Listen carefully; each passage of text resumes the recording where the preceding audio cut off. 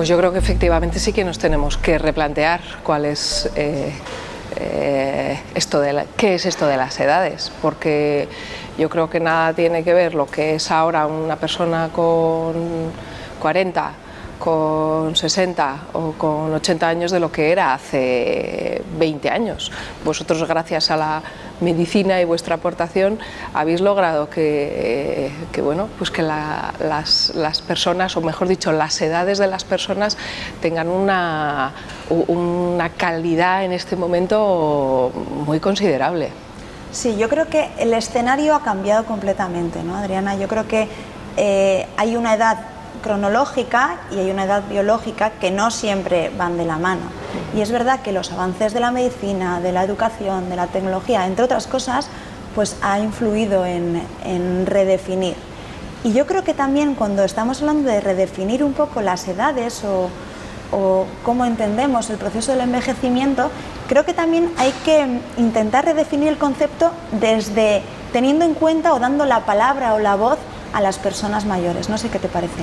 Totalmente. O sea, creo que además la generación de personas mayores que en este momento está participando en definir programas, proyectos, servicios, es una generación que tiene un recorrido personal, profesional muy valioso y encima tiene ganas, que yo creo que es un aspecto fundamental. Sí. Ganas para aportar y ganas para también ir construyendo su propio envejecimiento con valor, ¿no? Con muchísimo valor. No sé, programas tipo Lagún Collá, ¿no? Que se están dando en toda Euskadi. Pues a mí me parece que de no ser por las personas mayores no se estarían haciendo las cosas que se están haciendo. Yo estoy totalmente de acuerdo. El otro día un compañero de la facultad me decía una frase que me gustó mucho y es que la gente moderna es la que hoy en día tiene en cuenta a la gente mayor. Es decir, al final hay simbiosis, hay sinergias y todo el mundo miramos un poco en la misma dirección. Y yo creo que fortalece, yo creo que hay que hacer colaboraciones horizontales, transversales, en todo tipo, y yo creo que al final todo esto está haciendo que el concepto, el edadismo, que es, digamos, esa discriminación por edad, pues bueno, pues yo creo que esté cambiando, ¿no? Y luego creo que también hay que hacer una transición, que igual es una cosa más personal de entender lo que es el envejecer, ¿no? Que igual eso sí que es un trabajo más autónomo o más independiente, más personal, entiendo. Soy partidaria de hacer una introspección. Eso es. Oye, qué lujo ir cumpliendo años, ¿no? O sea, qué lujo ir cumpliéndolos. Qué regalo. Hay que disfrutarlo a tope y para eso efectivamente no puedes, no te lo tiene que decir la médico del ambulatorio o la trabajadora social o no sé quién, ¿no? O sea, te lo tienes que creer tú, ¿no? Sí. Y hay una cuestión en ese sentido que a mí me parece que también es muy importante, que tú te tienes que construir tu propio envejecimiento, es decir, la calidad de tu vida. Bueno, pues efectivamente mucho está en la parte de la salud física, en la salud mental, pero también en con qué disfrutas tú en la vida. Entonces, esto no te cae así a los 65 de repente del cielo, ¿no? O sea, como no te lo vayas trabajando tú desde el día que naces, seguramente. Yo creo que es un proceso, ¿no? Y es verdad que sí, lo importante es, lo más importante, digamos, es tener un estado de salud óptimo que te facilite hacer todo lo demás, ¿no? Salud tanto física como psicológica, pero no sé si recuerdas en las jornadas en las que estuvimos conjuntamente que yo acuñaba un término mucho que a mí personalmente me gusta o a nuestro grupo nos gusta mucho, que es el vibrant, ¿no? O no sé, como la traducción en castellano no sé cómo sería, pero como entusiasmo, es decir, está bien tener salud, por supuesto, es fundamental, es lo primero, pero además hay que tener ese punch de tener proyectos, de estar relacionándote con la gente, de tener ilusión, de tener ganas. Y yo creo que eso es una realidad. Entonces, el concepto de envejecimiento creo que está cambiando, creo que se está positivizando, creo que antes se planteaba como un problema y yo, pues lo planteo más como una oportunidad, porque allá donde hay un problema se puede ver desde un enfoque negativo o le puedes dar un enfoque positivo y plantearlo como una oportunidad en todos los sentidos, no sé. Y en ese sentido yo también creo que cuestiones muy de actualidad están sirviendo para que, no sé, yo intuya el fin del edadismo, ¿no? Sí. Por ejemplo, la cuestión de las pensiones. Ha sacado a la calle a toda una generación con mucha razón y con mucho poder. Sí, mucha fuerza. Entonces, yo creo que estas pequeñas cosas, quien dice las pensiones, dice el 8 de marzo, en donde también había una presencia muy importante de jóvenes codo a codo con personas mayores, ¿no? Creo que están sirviendo, están empezando a generar ese fin del edadismo. Esperemos. Esperemos, esperemos.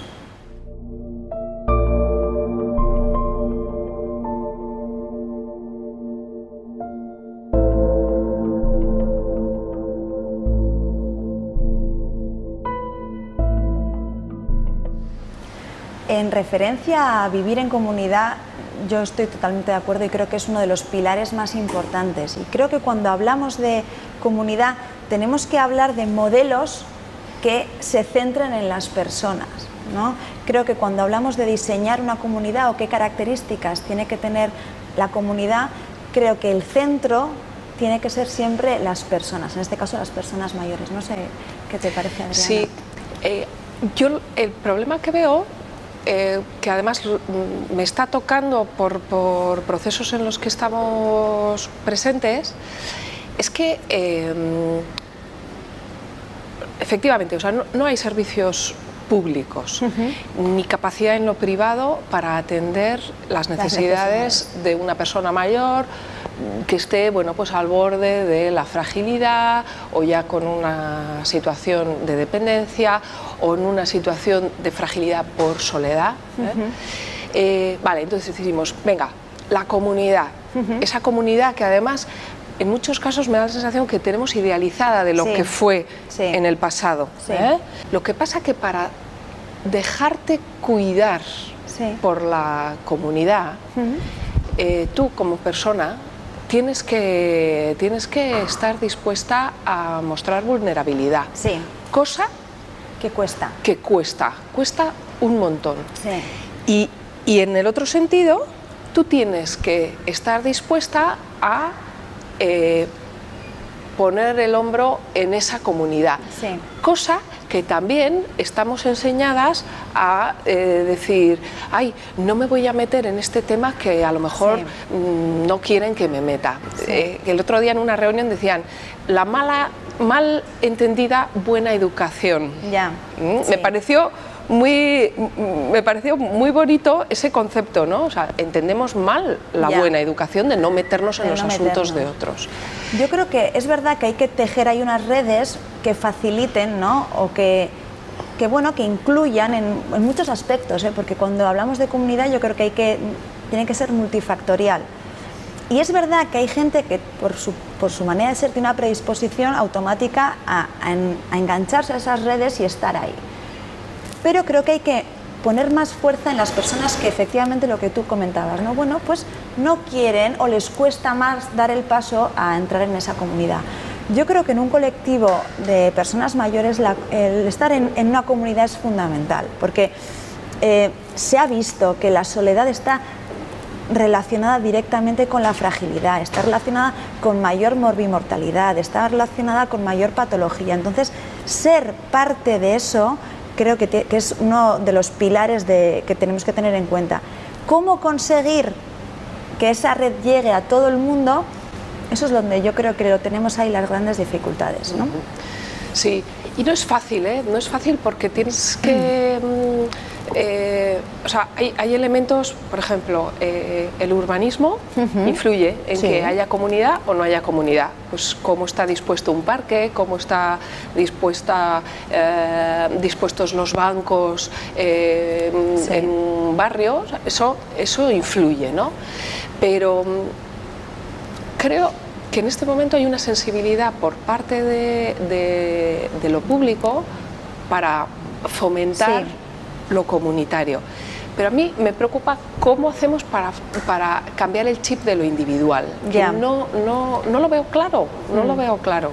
Es verdad que vivimos en una sociedad que es cada vez más individualista y hay mucha gente que parece que cuando le estás tendiendo la mano a entrar en esa comunidad lo ve como algo, no sé si ofensivo es la palabra, pero un poco al hilo de lo que decías tú de la mala entendida buena educación, ¿no?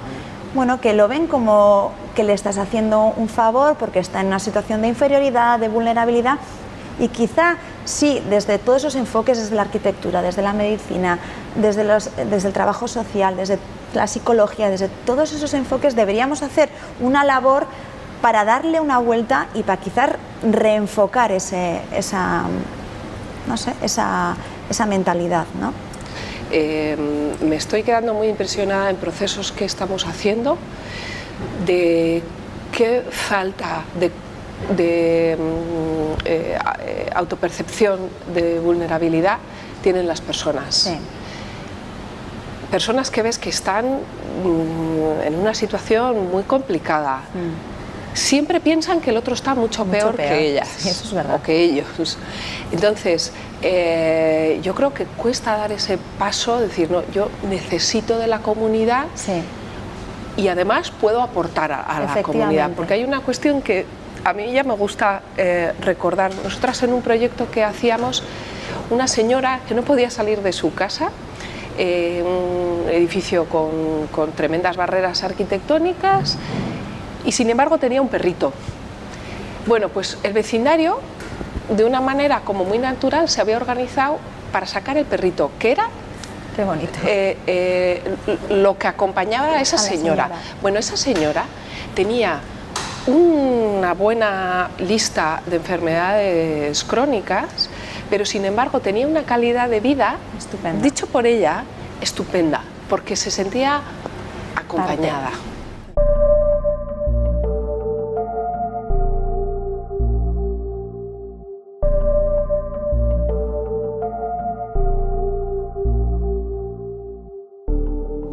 Pues yo creo que la tecnología es algo que efectivamente tenemos que aprovecharlo, como de hecho ya se está haciendo,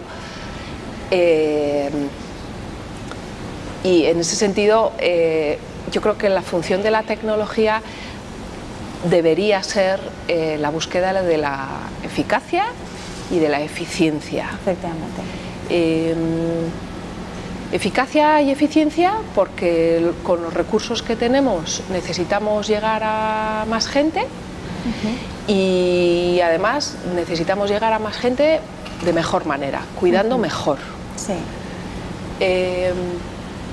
Efectivamente, o sea, hay riesgo como en cualquier uso, mal uso de cualquier cosa, que la tecnología pues no la estemos aplicando bien en el cuidado. Yo hace ya unos años, del 2011, había un trabajo muy interesante, creo recordar que de la Universidad Oberta de Cataluña, que hablaba precisamente de, bueno, la teleasistencia influía en la tranquilidad de las familias, pero las personas usuarias de la teleasistencia decían, me vienen menos a ver. Ya. Luego, bueno, pues servicios como el que pueda haber, como Betion, ves que bueno, pues realmente aportan una calidad de vida espectacular, ¿no?, a las personas usuarias. Pero bueno, pues yo creo que hay que estar vigilante en esto de la tecnología. No nos podemos quedar tranquilas, ¿no? Y hemos visto el caso de Facebook y el caso de las elecciones ayer mismo. Yo creo que las tecnologías, en principio, casi no por definición, pero en principio son algo positivo, es decir, nos han facilitado a nivel médico conseguir las calidades de vida que tenemos hoy en día, el tema de la teleasistencia, el tema de también personas que tienen discapacidades o tienen problemas puntuales, pues cómo ha podido aportar la tecnología cosas que hayan mejorado su calidad de vida. Pero yo creo que es muy importante tener en cuenta que la tecnología tiene que ser siempre un medio, no un fin. ¿sí? Y tiene que estar a merced un poco de las personas, es decir, creo que tiene que contestar la realidad que hay. Entonces tiene que ser un medio.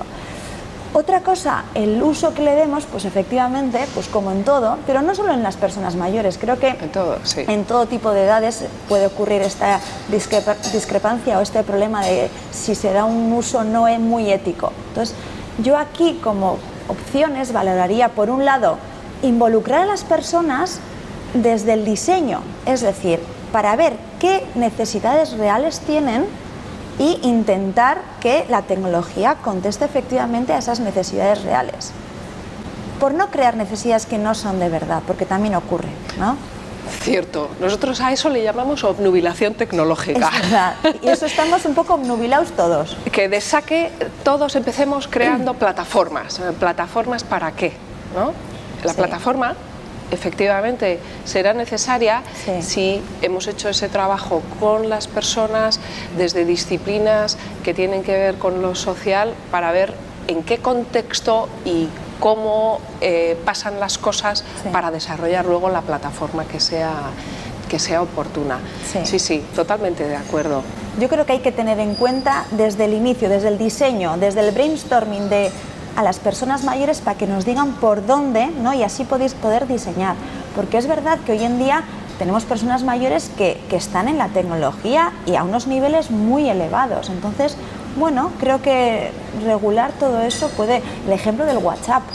El WhatsApp, un montón de aitonas y amonas tienen WhatsApp pues porque les posibilita ver a sus nietos, a sus hijos, vídeos que quizá, pues porque geográficamente estén separados, el feedback que reciben a nivel sentimental, eso es una pasada, y de ahí que bueno, tengan ese apego de alguna manera a las tecnologías. Entonces, yo creo que según cómo se diseñen y se dirijan, puede ser una oportunidad muy buena. Hay una cuestión que también con respecto a la tecnología me parece importante, Sí.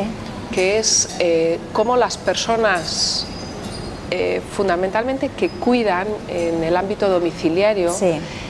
pueden hacer de impulsoras de esa aceptación de la Sí. tecnología, de la aceptación del WhatsApp. Sí. Entonces, muchas veces son profesionales que hasta hace poco no han tenido una cualificación tecnológica suficiente, se están empezando a dar algunos pasos, pero creo que todavía es un recorrido que queda por hacer y que tiene muchísima potencia, porque al final son las personas que cuidan, muchas veces las personas de confianza, Sí. las que acompañan en los primeros pasos del uso. Sí, sí. Entonces, bueno, me parece que eso es algo que tenemos que tener muy en cuenta. Sí, y yo creo que además el tema de las tecnologías es algo que está creciendo exponencialmente. Es decir, al final las personas mayores, como todas, pues tenemos más acceso a la tecnología, tenemos más afinidad, tenemos más instrumentos y de alguna manera, pues bueno, se va creando ese vínculo. Entonces, yo creo que es un aspecto importante a tener en cuenta.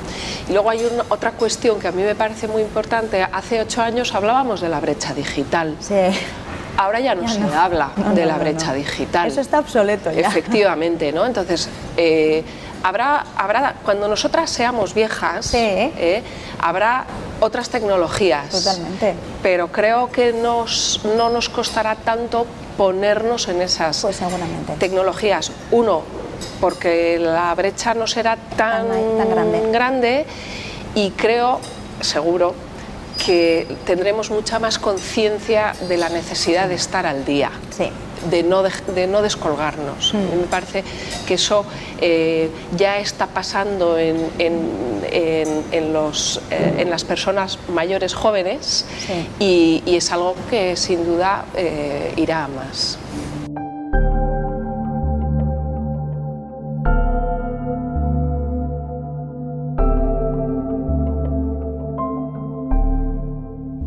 Bueno, mirando un poco al futuro y cuando nos planteamos pues, cómo estaremos dentro de unos años, alrededor de los 65, yo creo que habremos mejorado en muchos aspectos, ¿no? En todo lo que hemos comentado, tanto a nivel tecnológico, creo que a nivel comunitario las redes serán mucho mayores, creo que para entonces el final del edadismo ya creo que será una realidad, o por lo menos, no sé si la discriminación, pero el concepto habrá cambiado por definición casi radicalmente. Entonces yo creo que estaremos en otra realidad, en otro escenario, y yo, bueno, yo soy optimista por naturaleza, creo que será un escenario bueno, bonito, ¿no? Y luego personalmente, pues bueno, con los 65, pues a mí me gustaría, bueno, por supuesto lo primero cumplir 65, me gustaría estar finalizando mi carrera profesional, ¿no? Dando un poco paso a otras cosas. Me gustaría estar rodeada de mis hijas, de mi familia, de mis amigos, tener una red importante, y me gustaría ser capaz también de hacer una transición adecuada, ¿sí? Porque a veces pasa que hay muchas veces que cuando a los 65 más o menos se termina la vida laboral, ¿no? Muchas veces el encajar el otro tipo de vida no siempre es una transición muy dulce. Entonces, bueno, me gustaría ser capaz de poder mirar al pasado, pero a la vez poder mirar al futuro y decir, bueno, tengo un montón de cosas por hacer, y tener ese vibrant que hemos comentado antes, no sé, tener eso es lo ideal, ¿eh? No sé, Adriana, ¿cómo te planteas tú? Yo igual que tú. Igual que yo, bueno, igual pues que entonces tú. Estaremos parecidas. Sí, yo lo que creo es que cuando tengamos 65, creo que además de todo lo que has dicho en términos de tecnología, en términos de comunidad, también creo que individualmente tendremos como sociedad más conciencia de ir construyendo ese envejecimiento vibrante, ¿no? Entonces lo habremos empezado seguramente, pues tú y yo, desde hace ya unos cuantos años. Pero creo que esa va a ser un poco también la clave, ¿eh? Y cierto es lo que dices, esa transición. A mí me parece que eso todavía no está suficientemente bien trabajado. Para nada. Creo que quienes estamos en los 40 intuimos que es muy importante hacerlo.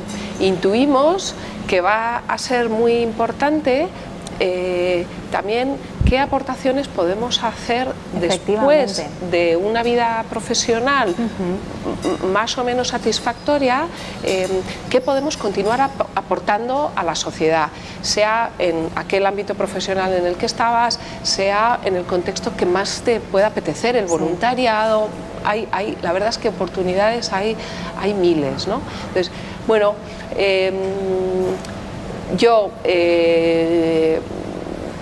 yo veo con ilusión esa etapa de mi vida, porque creo que podremos aportar. Sí, yo creo que hay que vivirlo como una etapa, porque al final es como que el envejecimiento tiene esa connotación negativa, ¿no? Y es una etapa más, y al final es una etapa que hoy en día, con la esperanza de vida que tenemos, y en Euskadi además es de las mayores de Europa, estamos hablando de desde los 65 hasta los 80 y pico, son 20 años. 20 años es toda una vida. Entonces, yo creo que en esos 20 años hay que tener proyectos, hay que tener ilusión. Claro, obviamente tienes que tener un estado de salud que te permita poder ejercer todos esos aspectos.